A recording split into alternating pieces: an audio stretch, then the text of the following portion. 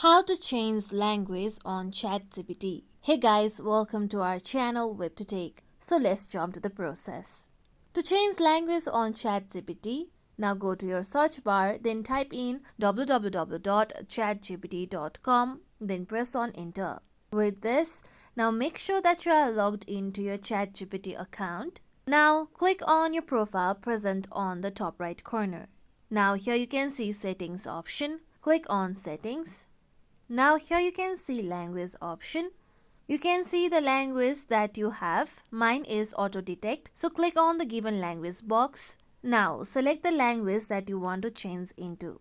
So click on the language that you want to change into. With this, now your language will be changed. Here you can see my language has been changed from English to Espanol.